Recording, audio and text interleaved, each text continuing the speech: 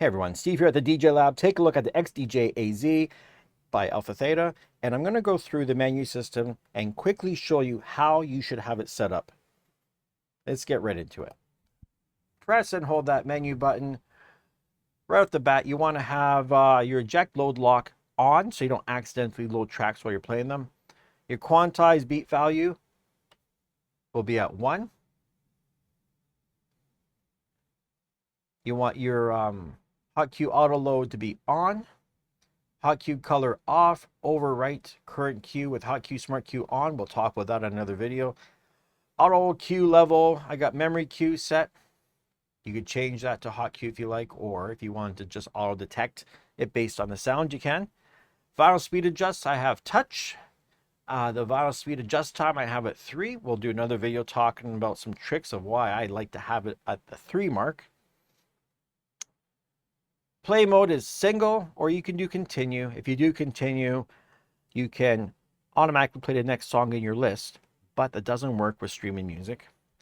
Jog ring brightness at 2. Jog ring indicator is on. Pro DJ Link mode is on because I have a CDJ 3000 hooked up. If you don't, you're going to turn that off. When you do turn that on, by the way, you lose the dual deck capabilities of this thing. So it's just like 1, 2, and then your CDJs are plugged into 3 and 4. You can't have just one and have a dual layer system. Doesn't work like that. Get over to the mixer setting. Channel input select memory on, because you want to remember if you set your deck 3 and 4, say to phono inputs, or in my case, a line input for the CDJ 3000, when you turn the system on and off, you don't want to have to keep changing that around. So you can change your input selectors. There's your control tone if you're going to run DVS, which works quite well on this.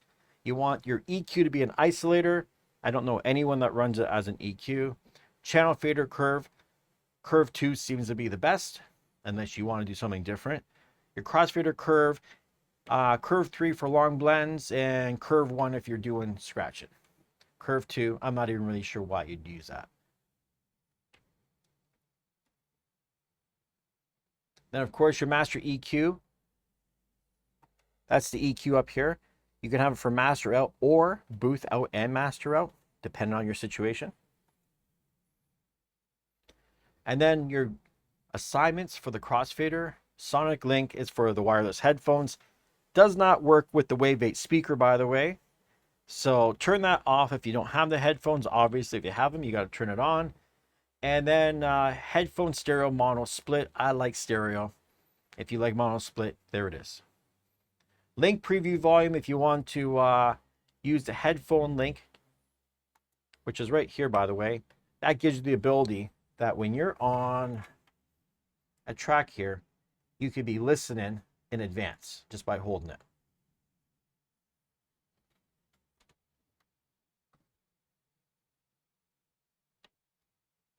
Get right down to where we were. So you can change the volume of that. USB output level, I like mine at -15, by the way. Because if you're going to be recording any live stream stuff out of the USB when you connect it to OBS, -15 is good. -19 might be a little bit loud. If you find your stream isn't loud enough, you can always put it to -19.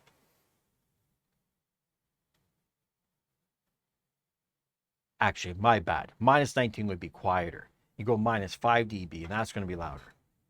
Just make sure you're not clipping. Mic output to booth, I have off because you don't want to have your microphone going through the booth for feedback reasons. The mic output to master record on, because if you want to do a mix and you want to talk and you want to record it, you can, or you can turn it off so you're doing like a wedding, let's say, and you don't want to record all the mic work. Mic output to USB, you want that on if you're going to be doing live streams, obviously.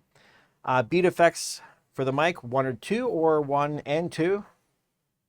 Feedback reducer, you can set it how you want it. Talk over mode, advanced or normal. Talk over level, I haven't really played around with this much, so you can play around and figure out what works best for you. Audio output, master attenuator, 0 dB works for me. Master peak limiter I have on so I don't clip. I have mine on stereo. If you're in a nightclub or a bar, chances are they're probably running mono. So you want to run your system mono. Booth monitor attenuator, 0 dB works for me. Booth monitor mono stereo. Once again, if you have just one booth monitor, which is a lot of cases, you're going to want to be mono. But if it happens to have two of them in there, go stereo. But really, I've never seen that many bar booths that have a monitor for left and right because the whole system's mono. The display, on-air display, you want to have that on because when you turn up your volume, you want an indicator to say that's the deck that's playing. That's why you have that on. Waveform current position, left makes sense. Center, I've never seen anyone really use it. Waveform division, I do it by phrase. Overall waveform display, 2 decks. I could show 4, but I don't use 4 decks. Artwork. On the center display, I'll show you another video another time on how to do custom images. Slip flashing, you can have that on so when you hit your slip mode,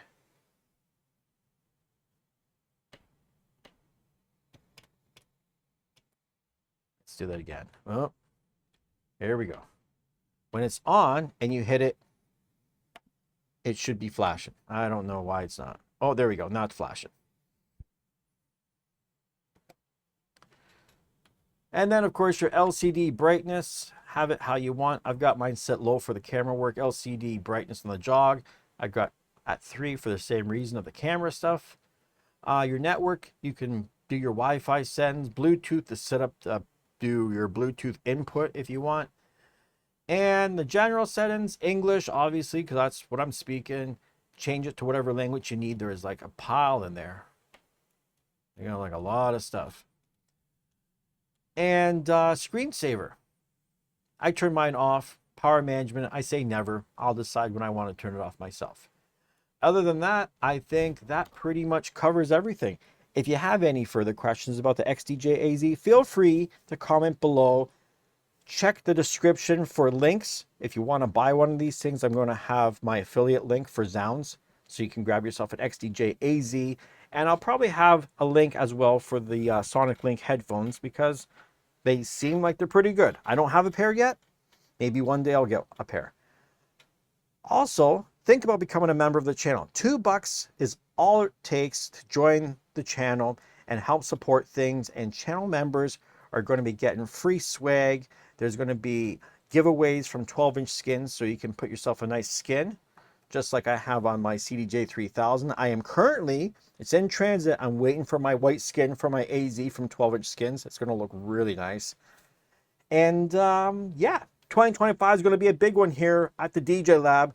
Lots of videos coming every day. So hit the alert button so you know when the new ones come out.